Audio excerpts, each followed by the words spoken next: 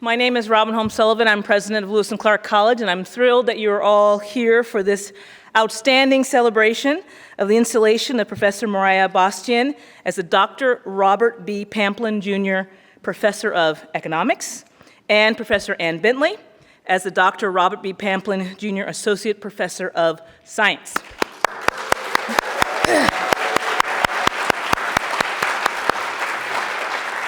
Now, the two of you are just going to have to get used to us saying a bunch of nice things about you, so just buckle in and get ready for it. So we do have an action-packed evening ahead for us, the formal installation of Professors Bostian and Bentley, an opportunity to hear from both of them about their amazing work, and then there'll be a nice reception afterwards. So I'm going to try to keep my remarks relatively brief, and what I've been tasked with is to tell you a bit more about the man after whom these professorships are named, Dr. Robert B. Bob Pamplin, Jr., longtime LC board member, chair, and life trustee.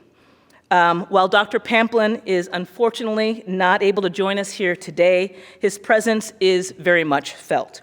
Without Dr. Pamplin's tremendous generosity, these professorships would not exist. Neither would the Pamplin Society of Fellows, which not only funds these professorships, but also features an undergraduate honor society, which brings together educators and students of the highest caliber in a lifelong association that begins with their study here at Lewis and Clark College. A highly successful businessman, philanthropist, and minister, Bob Pamplin first became formally associated with Lewis and Clark in the early 1960s, when he returned to Oregon from Virginia Polytechnic Institute and State College, where he had started his undergraduate studies.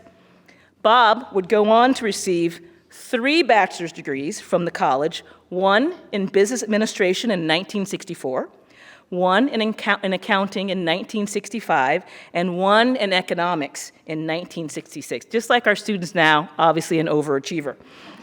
Before moving on to receive his MBA and his MED from the University of Portland and his PhD in business administration from California Coast University. And then Bob rounded out his education in the late 1970s with an MA in theology and a Doctor of Ministry from Western Seminary, both with highest honors. Bob's business acumen showed itself quickly in the real world, as it had in the classroom. Joining the family company established by his father, Robert B. Pamplin Sr., Bob rose quickly through the ranks, eventually becoming president and CEO. In addition to his leadership role at R.B. Pamplin Corporation, Bob became chair of the board and CEO of Columbia Empire Farms. He also owned several radio stations, suburban newspapers, a winery, a retail store, and is the author of 13 books. And despite his many successes in business and the literary world, it would be a mistake to define Bob solely by these accomplishments. In fact, Bob is at least as well known for his spirit of giving and giving back as he is for those professional endeavors. In the broader community, that spirit has translated into efforts such as the founding of Christ Community Church, whose primary ministry was providing food through relief agencies, children's homes, and the church's own outlet. Bob also served on numerous presidential and state commissions and as chair of the Board of Trustees of the Portland Art Museum and 3 colleges, including LC, where he served for 16 years as a member and chair of the board and became a life trustee, our highest honor, in 1996. At LC, Bob's giving spirit not only produced the Society of Fellows and the important professorships it funds in history, science, economics, and government, but resulted in a chairman's challenge that helped raise $1 million for our library in the early 1990s. I could spend the whole evening, obviously, talking about what a great person and friend of LC Dr. Pamplin is, but as I said, we have a lot more to do here tonight that I know you're here for. So let me just wrap up by congratulating both Moriah and Ann on being installed as Pamplin Professor and Associate Professor here tonight. Dean Suppmeyer is going to formally introduce both professors next, so I'll not steal his thunder by saying much more at this point, other than to thank each of these outstanding researchers and educators for their work that they do here every single day, Professor Bostian in the economics department focused on such critical issues as water resources and energy and carbon policy, and Professor Bentley for her work on the chemistry of nanoscale materials. Moriah and Ann, you both make the college and our larger society better for the work that you do. So thank you on behalf of the entire college community, and again, congratulations on receiving this much-deserved honor.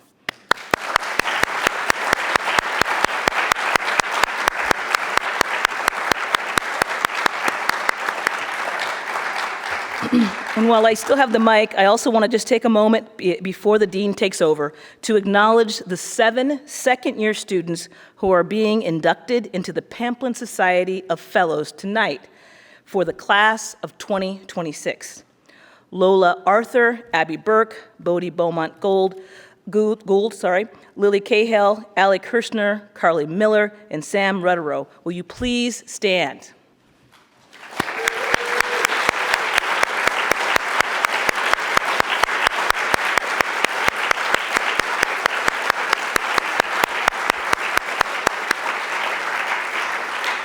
Wonderful, thank you. And congratulations to these brilliant and talented students who have been chosen for their potential to become the next generation of leaders. We are very, very proud of each and every one of you, and we can't wait to see what great things you're going to do into the future. So thank you all again for being here. I'll turn the podium over to our esteemed Dean of the College of Arts and Sciences, Dean Bruce Suttmeyer.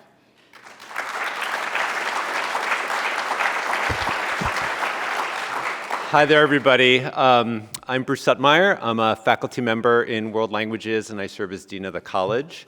And I have the very fun task this evening of introducing our 2 recipients. And I am so grateful and honored to have this opportunity, 2 colleagues who I really think the world of and do so much for this institution. So thank you all for coming and helping us celebrate this great occasion. First, let me introduce Moriah Bostian. She came to the college in 2011 after having completed her undergraduate degree at Florida State University, her master's at Auburn, and her PhD in economics just down the road at Oregon State. She had her fields of specialization in environmental and natural resource economics and econometrics. And it was pretty clear from the start that we had a wonderful, engaged, and incredible colleague here at Palatine Hill. In her 3rd year at the college, she secured a prestigious Fulbright Scholar Award to do work in Finland. And for good measure, 4 years later, she won a 2nd Fulbright, which, let me tell you, 1 Fulbright is pretty fantastic. 2, I didn't even know they let you do that. So that is pretty extraordinary. And all of it really highlighted both the strong research program that she was establishing, as well as the growing international reputation that she was building. She's been a prolific scholar ever since, her work focusing on issues central to the construction and implementation of economic policy regarding the environment. And she has been very active in her field as well, taking leadership roles in economic journals, adjudicating for innumerable publications and granting agencies, and working with organizations like the Organization of Economic Cooperation and Development, the OECD, as an affiliated researcher. Here at LC, she has been an engaged and effective member of the community, chairing the economics department for the past 4 years. Thank you for doing that extra year. Serving on numerous committees and taking important roles from student Fulbright application mentoring to the Sustainability Council. In the classroom, Moriah also excels, as her students note, at connecting economic theories to real-world environmental problems and policies. She teaches difficult things, as one student put it, but she is phenomenal, both in lecture and one-on-one, bringing abstract concepts to life, unquote. as I was searching through various nice things that students say about her, and they say a lot of nice things about her, one kind of caught my eye, and I thought, what higher praise can one get than from a student in her early morning econometrics class who wrote, "All semester, I was actually excited to come to an 8 a.m. class." That is pretty darn good. She often introduces her own research into her courses, she publishes with her students, and she mentors students, in particular those who have been historically underrepresented in the field of economics. One senior who was finishing their thesis with Moriah commented that, quote, "At first, it all felt very daunting, but I could feel her genuine enthusiasm for our projects. It was the ample time she spent working with us, individually and as a group, that made the process so rewarding and enjoyable." Tonight, it gives me great pleasure to see the college expressing its gratitude and admiration for her work by formally recognizing her installation as the Pamplin Chair of Economics. Please join me in welcoming forward Professor Moriah Bostian.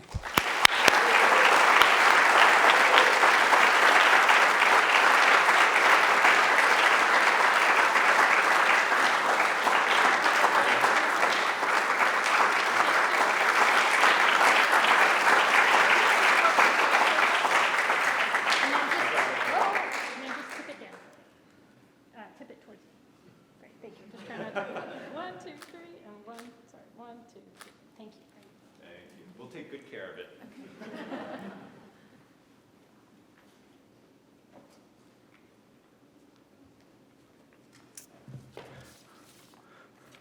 Okay, now I get to introduce my colleague, Ann Bentley.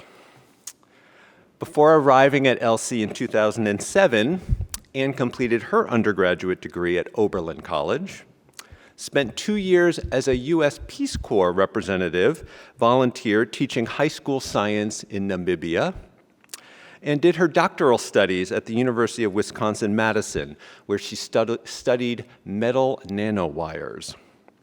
After getting her PhD, she spent 2 years in Purdue, where she just was for the past year, as a National Science Foundation postdoctoral fellow, where she worked on bacteria-modified photoelectrochemical cells and carried out research on educational innovation.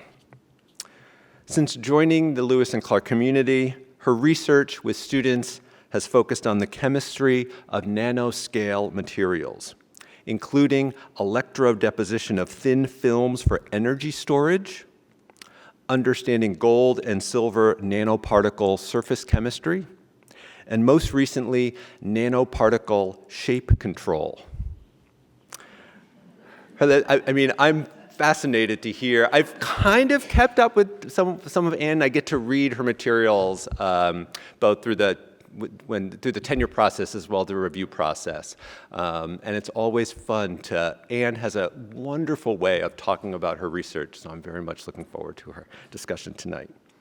Her list of awards and grants is long, with multiple NSF grants, and notably, in 2020, with the Rising Star Award from the American Chemical Society. Here on campus, her contributions to life on Palatine Hill are simply extraordinary. And as I went through, I had to keep cutting out things because she does so much on campus.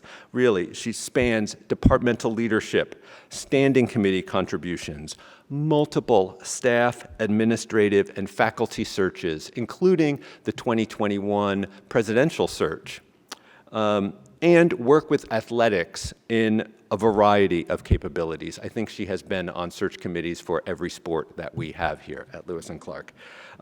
It is no surprise that she's been recognized for this work with several awards, winning the inaugural Student Life Partner Award in 2021, and in 2022, the Laurie Lokey Award for Faculty Excellence. Students, as you might imagine, are lavish in their praise of her work in the classroom. She is, this is a quote, a perfect instructor. And I'm not going to argue. Described for her clear, helpful, and insightful. She's challenging but always available for help. As one student summed it up, Anne is simply a positive and bright force for education in the classroom.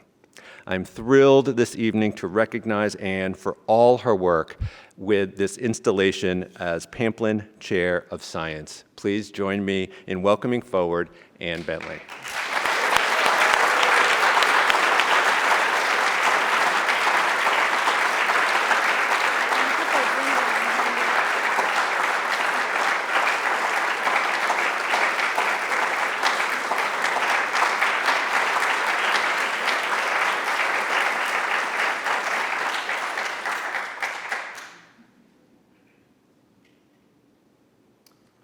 So I think now we'll have some photos for both, and then we'll have the presentations.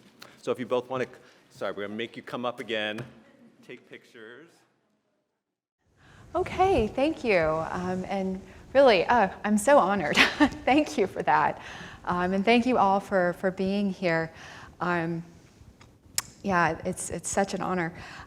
So I have a few kind of personal thank yous that I wanted to share before I get into my talk. And first of all, I want to thank Dr. Pamplin and just really reiterate my thanks to him for all of his support for the society and for our students and faculty in this institution. And I'm really sorry that he can't be here tonight. Sorry.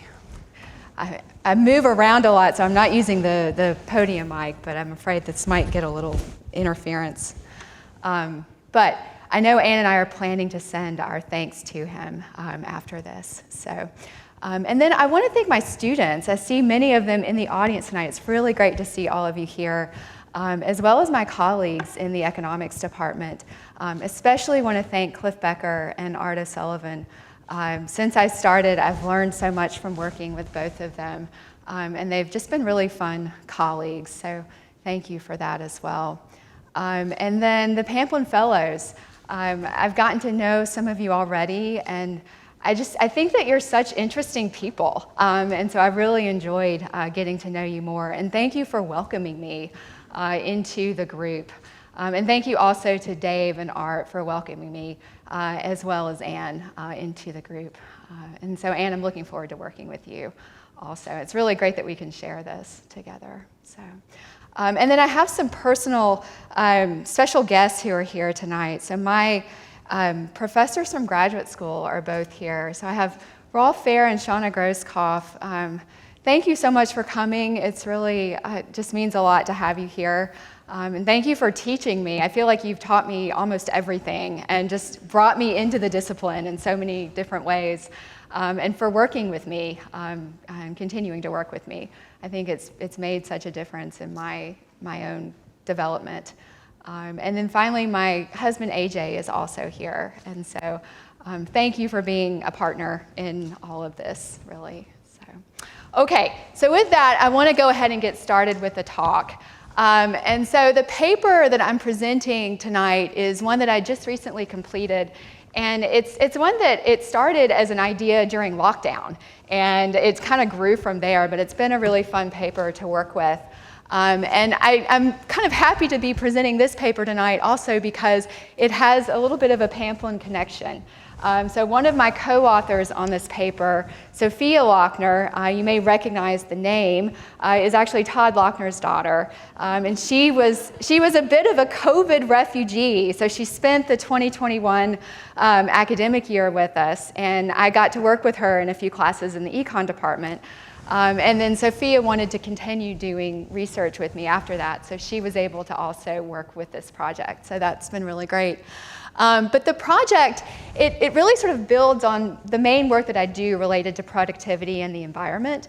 And in here, we focus mainly on climate change and sort of trying to kind of pull out what part of productivity can we actually attribute to adapting or adaptation to climate change. And so that was our main focus here. And we work with the agricultural sector because it's one of the main economic sectors affected by climate change. And then there are also these connections to environmental effects from agriculture and climate change. They're sort of interconnected, especially related to water. And so focusing first on agriculture and productivity, some of the main potential vulnerabilities we see are losses to crop and livestock production, right, due to various events, right, increased rates of drought and flooding for one, deteriorating soil quality in some cases, changes to the growing season can also lead to these losses. And then for livestock, you also have higher rates of heat stress and risk of disease spreading, and so these can all be compounded by changing climate conditions as well. And then turning to the environmental aspects of this and focusing mainly on water, there are both quantity and quality effects that we have to consider. So on the quantity side, there are changes to the water cycle, increased rates of drought, increased rates of extreme precipitation and flooding. But then also on the quality side, these can contribute to water quality problems from runoff and erosion, and lead to major problems of eutrophication, hypoxia. And so for those not familiar with those terms, this happens when fertilizer runs off of the crop land, right, and into surrounding waterways. It continues to sort of feed that plant life in the water system. And that can lead to these really big algae blooms over the surface of the water, and then that ultimately can deplete oxygen in the system. And so it becomes a really major environmental problem. And it can be compounded, especially in coastal areas. So this is a satellite image of the hypoxic area in the Gulf of Mexico. So I do a lot of research related to this problem specifically. And this area, it averages around 12,000 square kilometers each summer, or around 5,000 square miles, and it kind of grows in the summer with warmer temperatures and more runoff from the growing season. But this is due mainly to fertilizer running off in the Mississippi River Basin, right, and making its way down to the Gulf. And so it makes it not only hard for aquatic life to survive, but it also affects recreation and tourism in the region, and the fisheries industry in particular. And then it has really direct connections to climate. So projected changes to climate are likely going to exacerbate this problem in the future with warmer temperatures and more flooding. And then the Gulf is not even the worst example of this. So the largest hypoxic area globally is in the Baltic Sea. And so it's roughly 5 times the size of the Gulf area. And so I've kind of done some work in this region as well. And this is also due mainly to agriculture and runoff in the surrounding Baltic states. And it's even more complicated, right, to think about policy and management, because you have to coordinate the different countries in the Baltic region. And so far that hasn't gone very well. Yeah, and then this is just a picture of one summer I was working in Finland. And this happened to be a headline while I was working on a project related to nutrient runoff to the Baltic. But it was a particularly bad year for hypoxia in 2017. So I don't know how well you can see this, but this is a cargo ship cutting through this massive algae bloom on the surface of the Baltic. So if you're thinking about a Baltic cruise, you may want to sort of check the forecast. But yeah, so this is a serious problem. Okay, so just to kind of motivate some. So going back then to thinking about, well, what does economics have to say about this? What are some key insights from the literature? So early work in this area really focused on, we need to stop thinking about annual weather fluctuations and begin thinking more about longer-term climate trends, right? And so the early insights were really just to move to looking at long-term climate change rather than thinking of it in terms of weather. And then more recently, there's been a lot of work to directly incorporate climate into estimations for production technologies. And that's really more of what I do, and this paper is more closely related to that. And then a third area focuses on connecting models of economic production to other biophysical environmental models to see how does production affect the environment, but also how do changing environmental conditions affect productivity, right? Especially thinking about changing climate conditions. But across these areas of the literature, the main findings have been some overall negative effects for ag production and climate. So just an overview of this study. So first of all, what do we mean by productivity? So in this context, productivity simply means the change in production output relative to the inputs we're using, right? And so if we're able to produce more over time with the same resources and the same inputs, then we're becoming more productive, right? And if not, then we are becoming less productive. And then we also consider pollution in this framework. So we focus on nitrogen pollution from agricultural production, and we incorporate that into our measure of productivity. And then we apply all of this to the Mississippi River Basin, which the Mississippi is one of the most productive agricultural regions in the world. So this is a very sort of impactful area to work with when looking at this problem. So just to preview the main results, we find overall productivity gains, and that's consistent with previous studies of this region. But we also find some evidence of overall adaptation gains. So I think some encouraging results there, and that also are kind of what's new about this paper. And then finally, the story is very mixed. So there's a lot of spatial heterogeneity in the results that we have. So we see gains happening in some areas and losses happening in others. So this is just a map of the temperature change in the Mississippi, and it may be a little bit difficult to see, but areas of bright red, those represent areas where temperature is increasing by more than 6%. And so these are increases to the 30-year climate average for this region. So in other words, for the year 1990, the 30-year normal would be the average temperature from 1960 to 1990, right? So that average has increased by more than 6% in some parts of the basin over time. So some fairly sizable increases in the northern parts of the basin, but then you see there are also some areas in blue, especially the bright blue, where we see some slight declines to temperature. So not the same story unilaterally. Okay. And then kind of a slightly different story for precipitation. So one thing to point out, I think I actually have a pointer. So this region, kind of through the center, the swath, this is often referred to as the Corn Belt. So this is where really intensive corn and soy production happens. Also very fertilizer intensive production. But this is also an area that we've seen increases to precipitation in this blue region. And so this is kind of creating a perfect storm, I think, for runoff, because you have increased rates of precipitation in an area where people are applying a lot of fertilizer, right? So there's even more potential for pollution there. Okay, so now to bring in some economics.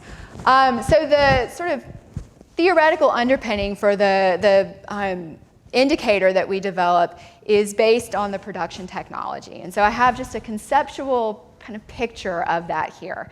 And so what do we mean by the technology? So we think of the technology as sort of the process through which inputs that we use are converted to production output.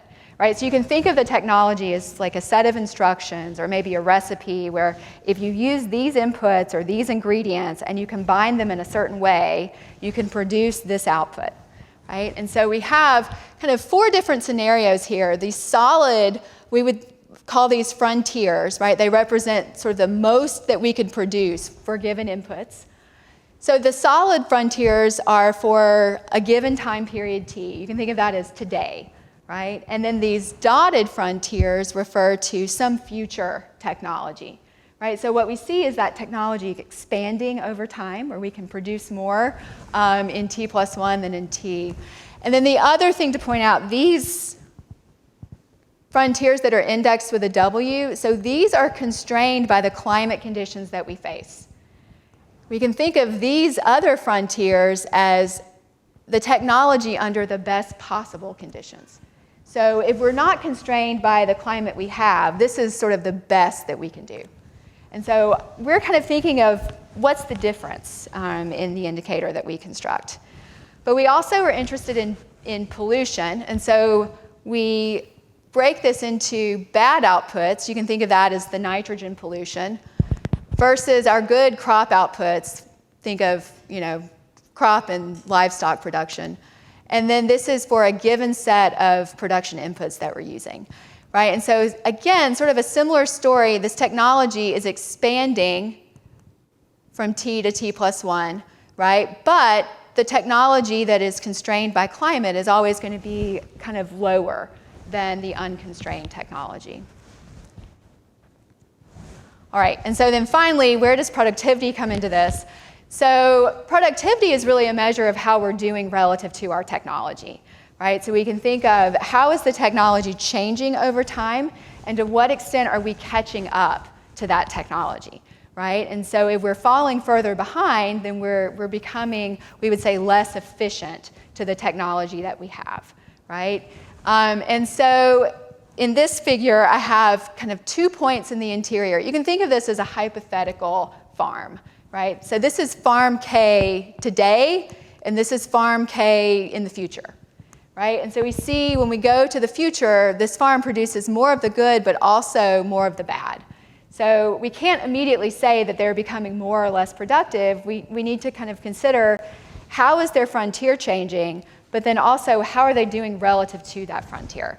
And so we can look at how far are they from their first frontier versus the second. So we can see the frontiers are expanding, but they're not catching up, right? They're getting further behind, right? So we have some technology gain, but we also have some efficiency loss.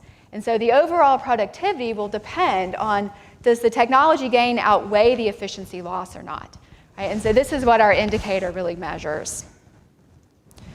So we work with a standard productivity indicator for this known as the Leuenberger indicator, but it's actually very simple. It measures overall productivity as just the sum of that efficiency change versus the technology change component, right? So how are you getting closer or further to the frontier, and then how is that frontier also changing over time? And so we're able to estimate these two components to calculate the overall productivity. And then we can measure we sort of base our adaptation indicator on what is the difference in these overall productivity measures with and without controlling for climate, right? And so if that difference is positive, right, if there's sort of a greater productivity gain once we consider climate than without, then we can attribute, or this indicator attributes that difference to some additional adaptation gain. Right? And if the difference is negative, then we can attribute part of productivity to some adaptation loss. So for those who maybe work with differences in differences models, this has kind of a D&D interpretation, right? It's the difference in the change before and after. Okay, and then we apply this to longer-term climate trends. So we kind of consistent with the literature, we work with climate normals based on these 30-year averages. We look at 3 distinct points in time, 1990, 2000, and 2010, based partly on the data that was available when we started this. But we match production data to these longer-term climate trends, as well as data on nitrogen pollution geographically for the Mississippi. And we look at this at the county level scale. Okay, so just a quick overview of production in the basin. So these areas in bright blue in particular, that's not the pointer. Yeah, so these areas in bright blue, these are areas where the ratio of sales to expenditures increased by more than 60%. So really big gains, right, in those regions of the basin. Areas in red experienced some losses, especially these bright red regions, and then kind of maroon and purple, more modest gains. But the story is largely gains, right, over time to production. Okay, and then unfortunately also gains to nitrogen pollution, right, during that same time period. So especially in this Corn Belt region and just south of it, we see more than 60% increases to nitrogen pollution during that same period in time, right? So not surprisingly, with the kind of ramping up production, we also see more runoff happening. And then just the main results that we found. I'm not going to spend too much time or detail on this, but I did highlight the main productivity results. So in blue, so you can interpret these as percent changes, right? So this value of 0.075, this is a 7.5% increase to overall productivity when we consider climate for this 1990 to 2000 period. And so we have the results from several models here. I won't really walk through all of them. But the main takeaway is that we see overall gains ranging between 7.5% and 12.5% when we control for climate. And we can attribute, in each of these cases, part of those gains to adaptation gains as well. Right? So we do find evidence in general for positive adaptation between 1.2 and 2.8%. Right? But if we apply those values to the value of production in the Mississippi River Basin, they become very economically significant. So I think this is one important result from the paper. And then the other thing that I like to look at here is just the spatial heterogeneity that we see in this. So these blue areas are areas where we find overall productivity gains, right? And then you can see there are other areas of the basin that even experience some losses during this period to productivity. And then this is just, once we incorporate climate, the story is largely the same, a little bit more dispersion.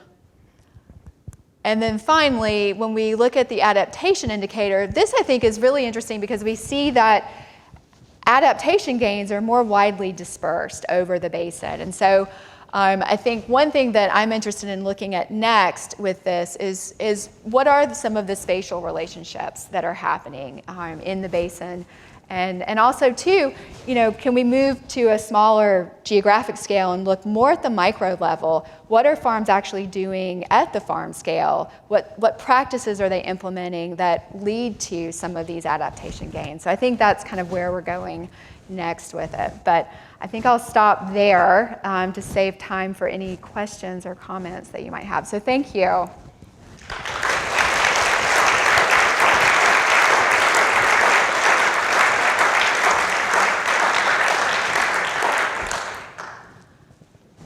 And I don't know if we have a mic or anything, but yeah.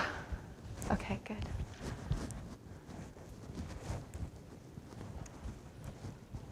Do you want to take this? Okay. Oh, I'm not asking a question, sorry. Yeah. Oh, I thought maybe if anybody had a question to use that, but okay, well. Okay. I'd like to know how optimistic you are about the future. About the future? Well, I'm a little concerned. Maybe put it that way. Yeah, although, we have to have some faith in technology, right? That technical advance is really, I think, going to save us in a lot of ways. So that's where I'm putting my hope. Yeah. Yeah, Elizabeth.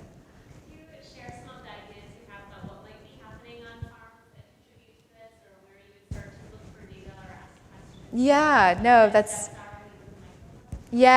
no, I think that's a great question. So, I mean, a lot of it is, kind of adapting to changes to the growing season, changes to what types of crops you're planting, right? That may need to change over time. It also entails, changing the way that you apply your fertilizer, right? Doing some very simple things can actually have huge benefits. So, using less fertilizer. I could go on and on about fertilizer, but injecting it in the ground, et cetera. There are lots of very specific things that farms could do. So it's a matter of, providing the right incentives, right? Offering incentives to them to change, because it's easy to keep doing what you're doing, right? And it also can become expensive to learn new methods and implement new technologies. So I think being able to really design policies and target them where they're going to be most effective will be important. Yeah. Thank you. Okay, thank you. All right. So as you've heard, I'm Ann Bentley from the Department of Chemistry. And I would also like to start by acknowledging everything that Dr. Pamplin has done in creating this society in particular for our campus. I've known about it for a long time, especially thanks to my dear friend Janice Lochner, who preceded me as the first ever professor of science in this role. And I've always been so impressed with the students involved in the society and everything that they've done. So I'm thrilled to be a part of the society going forward. I think there's a risk in starting with acknowledgements because you can get too overcome, but I'd like to follow Moriah's example and introduce my entourage a little bit. It's fun to have an entourage. It's really fun. Starting with Mike and Louise O'Leary, who are here, whose daughter was a huge mentor to me in her time. See, I told you. And continuing with my own parents, Judy and Al Bentley, who have been a constant source of support in my career path and in everything I've done. So we'll save some other acknowledgements as we go. But all right, so I think I bit off a lot to chew in developing the title here, Science at the Nanoscale, and how the teeny tiny is going to save everything. But I do want to focus in this talk on my most recent project, which has been pulling together fundamental concepts in material science in a way that people can understand them, and using this topic of nanoparticle shape control to do that. So what you see here at the bottom, and I have these models in my purse, happy to show you at the reception, are three shapes that I'll be talking about throughout the talk. So I'd like to give credit to my Summer Rogers research students for their work, Abby Ramirez and Zain Mulally and Kenzie Stewart in developing this little slide, which is a nice step down through some other research topics here at Lewis and Clark. We have, whoops, we'll come to that one. We have research going on studying Drosophila fruit flies, which are measured in millimeters. If you step down by a scale of a factor of 1,000, you get to little swimming amoebas, which are measured in what are called micrometers. And another 1,000-fold step down in size brings you to this nanoscale, 1/1000th of a meter. Very small particles, generally. And why are they of interest? Well, to start with, they're not actually new. So a lot of us think of nanotechnology as the wave of the future. And it is true that research has really exploded in this area in the last 20 years or so. But bacteria have been making beautiful nanoparticles for a long time. So this little critter has formed iron oxide particles along the backbone here. My biology friends are cringing if I call it. It looks like a backbone. But what this bacterium does is uses those magnetic particles to orient itself with the Earth's magnetic field and get the right level of seawater, the right depth of the seawater for their optimal feeding, which is just ingenious. And humans have also been aware of nano for a while, and I'll get to what humans are doing. These images here are just a quick example of one way that nanomaterials can be different. So this picture is of a gold jug, and we call this bulk. So if you have any gold jewelry, that is bulk gold, very large amounts of gold atoms. But when you finally divide it into tiny little particles, the color is one big change. So this flask is from our research lab. It's a solution of water with gold nanoparticles in it. And you can see here they're a vivid red color, which has to do with how the particles interact with incoming light. And the light oscillates a resonance of the electrons on the surface of the particles. And this color is one of the factors that can change at the nanoscale and has actually been very useful in all kinds of applications, which I'll talk about in a couple slides. Humans recognized the color hundreds of years ago in making stained glass. If glass is molten and a little bit of metal is dissolved into it, then you can control the color of the glass that results. So in these stained glass artwork, the red is actually gold nanoparticles. And gold is the metal that I'll focus on in this talk. It's very, I hate to say it, but it is a gold standard in nanoparticle research. It's one of the most common fundamentally better understood systems that we have. So this introduction is just to say that nano has been a long time coming. It's not necessarily something that's brand new. But what's been really fascinating in the last number of years is the advances that people have been able to make. And so already, I'm jumping too fast. We have already a very familiar application to many people. I'm jumping ahead a little bit, but anytime you take a COVID antigen test and you see a line form of some kind, that line is red because there are gold nanoparticles involved in carrying antibodies and antigens along the flow of the test kit. So you've all hopefully become little miniature chemists at home. I've really enjoyed that part, if you can imagine. But in addition to what are called lateral flow assays, gold nanoparticles are used in photodynamic therapy, where infrared light is used to excite that same resonance on the nanoparticle surface and actually heat up localized tumor areas and fight tumors. They're also very well researched in terms of sensors, because that color of red is extremely sensitive to changes in the surface of the particle. And the surfaces of the particles are also very, there goes the microphone along with the shawl. They're very easy to modify, and chemists have taken this in all kinds of directions. The application that I want to talk about most as we go forward is in catalysis. And we know one large global problem is the production of carbon dioxide from stored carbon-based materials, stored as fossil fuels.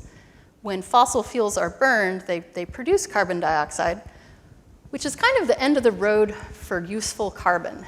As a chemist could sit you down and talk about why this is, but there's not a lot beyond carbon dioxide. It's kind of full stop.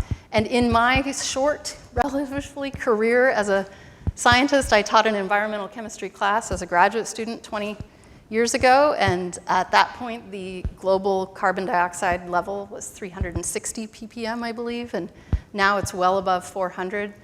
So I've seen that level change quite a bit. And so one goal is, could we find a way to take this carbon dioxide and convert it back towards a more useful form of carbon? And if you know anything about chemistry, this symbol here is carbon monoxide. And if you know anything about carbon monoxide, you might be a little concerned that this is the direction I'm trying to go. But this is actually a useful step.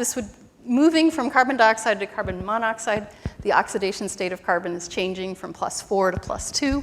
It's now potentially from carbon monoxide, it's a jumping off point to get to a lot of other useful products. So no, we're not trying to poison everyone by making carbon monoxide. But it turns out, and if you like equations, this is the equation, that gold nanoparticles are good catalysts for this reaction. In particular, gold nanocrystals are more cool than just little circles. They can be made to form different shapes. And these are the three primary shapes that I've been learning how to grow and also writing about in the last year: the cube, the rhombic dodecahedron, and the octahedron. So I should point out, these are all made of gold atoms. That's what those little circles are. They're different colors just because I created those colors to help in the article I was working on, to help differentiate between the three surfaces that we see in the different particles. And that's what I'll give you an introduction to as we go along here.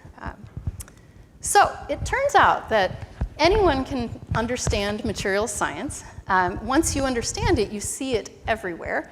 And well over 10 years ago, I was on a bike ride with my friend Olivia, and lo and behold, at the side of the road were some new plantings, which I've now found out might be hazelnuts or filberts.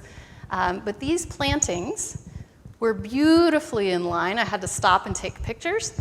And this photo was taken standing at the side of the road, looking perpendicular. However, if you shift your perspective, and this picture here is just turned a little bit to the left, you can see another set of lines on the diagonal. So anytime you see a repeat pattern like this, you can find different crystal planes, as they're called. And it turns out atoms, of course, are repeat patterns. And that these crystal planes become the facets, the faces of those nanocrystals. So here we have some atoms. The lighter gray ones are supposed to be in the back. It may not be giving you the right visual connection here, but in this case, you could imagine planes cut like this, perpendicularly, or planes on the diagonal like this. And so these materials are some that I've been developing to try to just help teach people these fundamentals, which even people working in the field sometimes don't know the basics.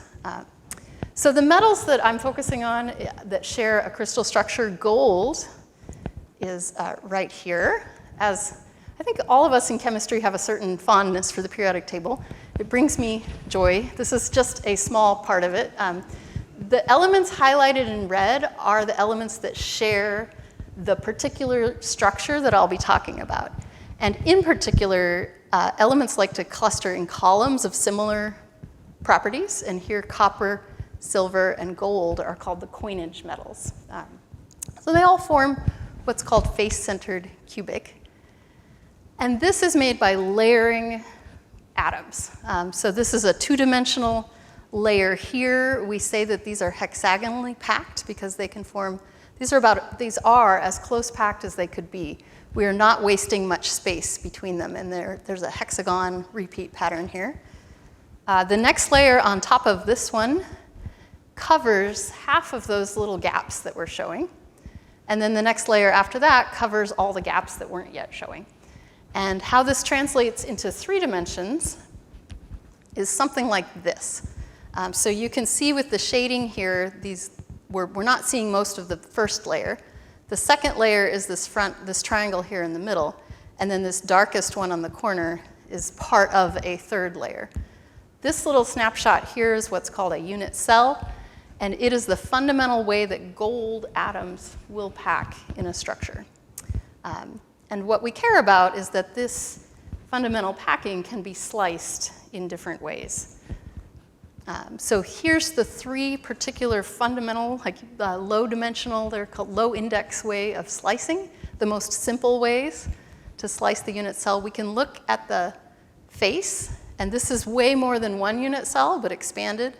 And I have to give credit to a graduate student. I was on sabbatical last year, actually at Indiana University, which is the arch rival to Purdue University. So I've now covered the 2 largest universities in the state of Indiana.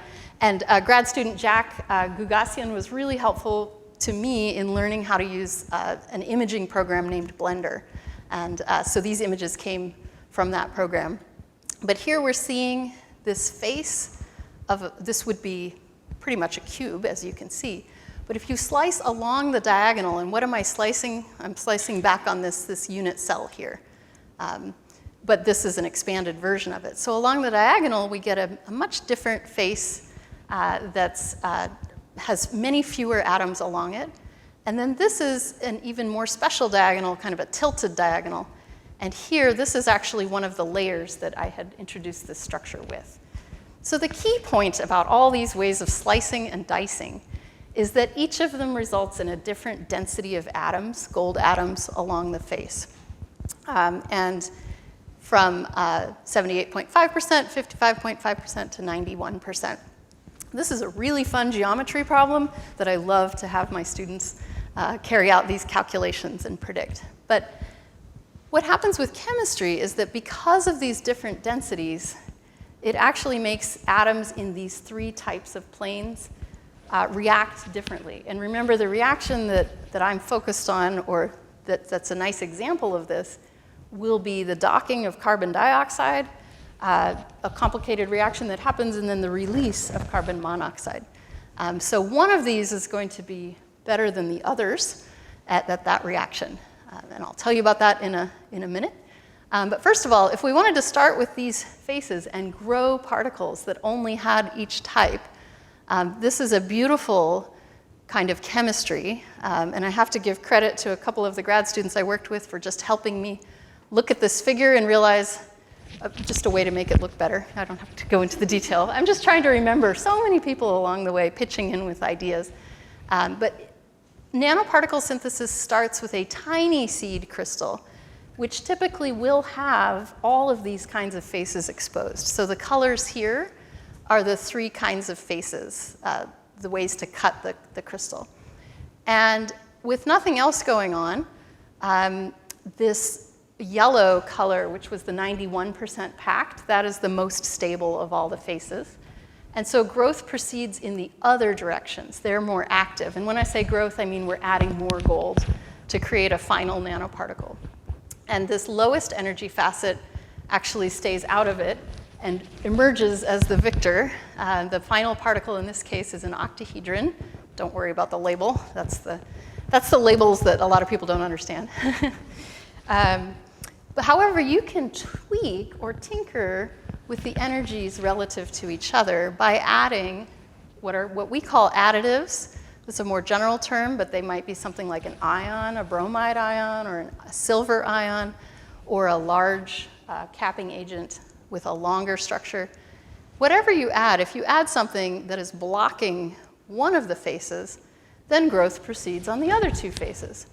And if that blockage is happening selectively only on that type of face, then those 6 red squares become the faces of the final product, and it's a cube.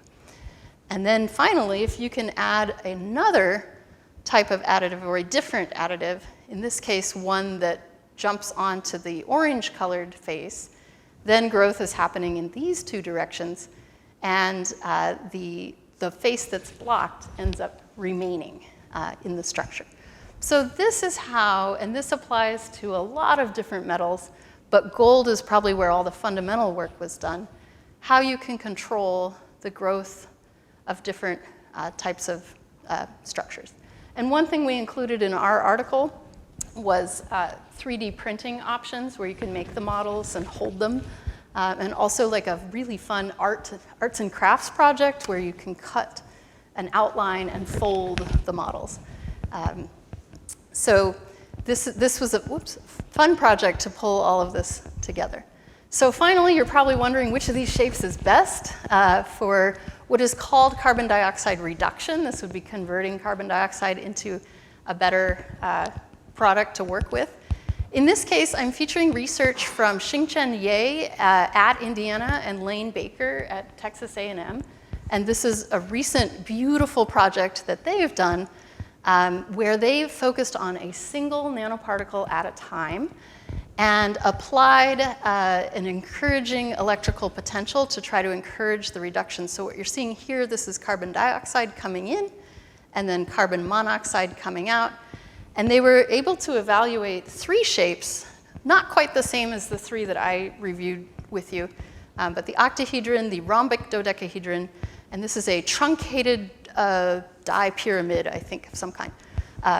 But each of these exposes a different pattern of atoms to the world. And what these I figured I had to include some graphing in the talk. What these graphs are showing under a range of conditions is the proportion of product that's formed between 2 possible products. One, carbon monoxide in the red, that's the desired product, and the other is hydrogen, H2, which is a competing pathway that might form.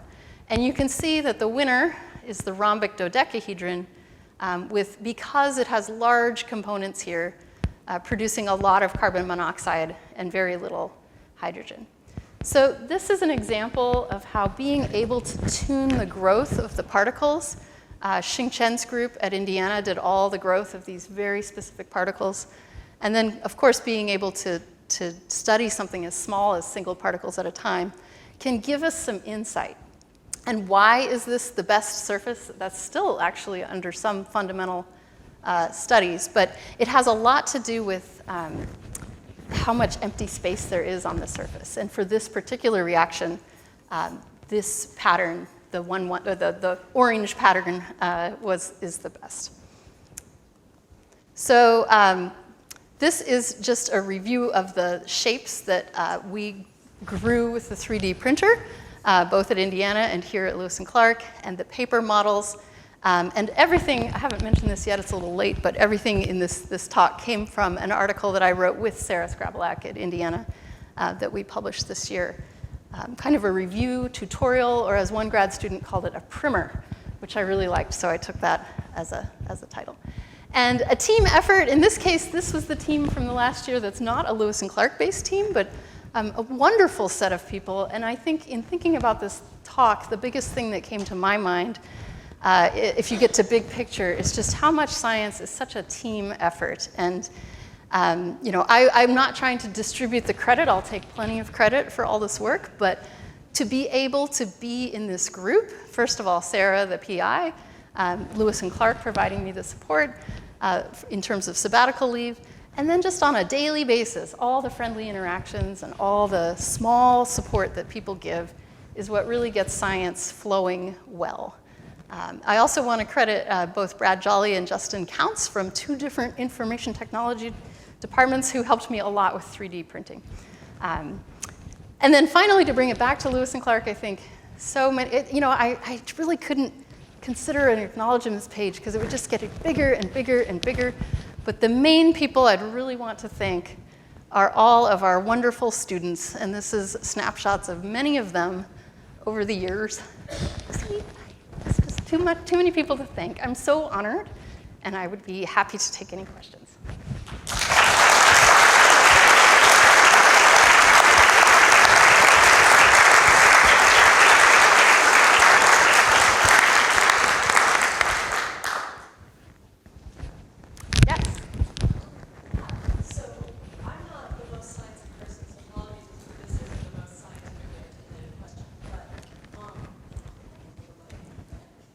Hello. Yeah. Oh, wow. When you talk about the reduction of carbon dioxide to carbon monoxide to make it more workable, what does that mean? Like, what is the next step that you envision after that conversion? That's a great question. I should say more about where can you go from carbon monoxide? Sounds like that's the question. You could go to ethanol, which is a fuel. You could go to acetic acid, which is in vinegar. There's a whole family of feedstocks that the chemical industry uses to start making other products. So what it would basically allow us to do, if we could convert carbon dioxide in the air back to carbon monoxide, we could make all these products that we're always consuming from existing carbon dioxide without going back to the fossil fuels to get more of it. Does that help? Yeah. Great question. Ben. I'll just call on people I know. You talked about the shape of the nanoparticles. Have you had the chance to look into how the size of the nanoparticles changes the catalysis? So the question, how does the size affect the catalysis? One benefit of nanoparticles is they are so small generally that you get a ton of surface area. I don't know what's been done. I know in other applications that's been looked at, and in particular the color effect disappears below a certain size. But I don't know. And some part of me is like a plane of atoms is a plane of atoms, no matter how large or small it gets. But I would think certainly with smaller size you get the surface area advantage potentially. But there may be a limit. These are actually relatively, as nanoparticles go, these shapes are a little on the larger size because they're so complicated to make. Yeah. Oh.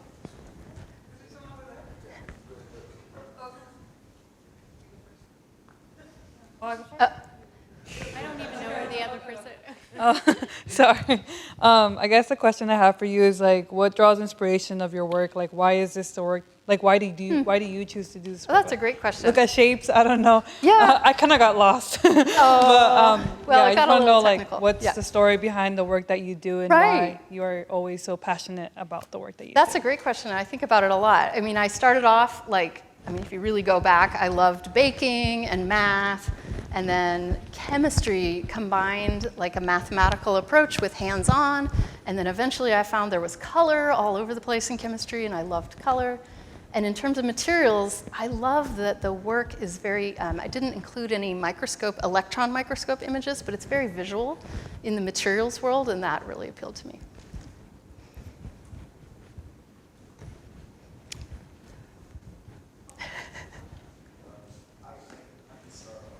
Okay.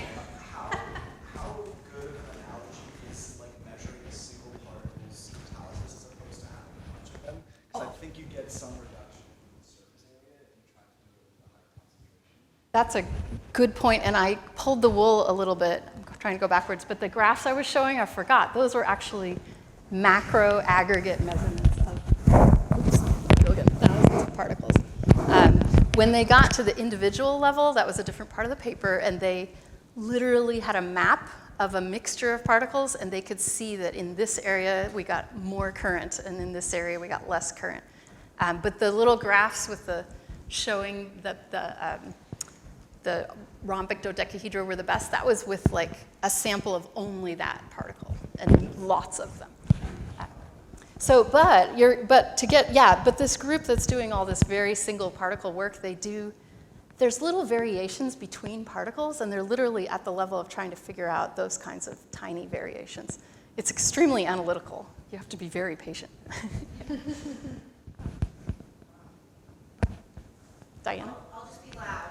So I noticed that one of the outcomes of your process of creating the carbon monoxide would be H2O, which is somebody who lived in California for a long time, recognized drought in California, but that could also be very important. And then maybe this is very naive of me to ask, but would that water ever be something that could be used at the very least in agriculture, if not to consume? What would be the fears or concerns? Right.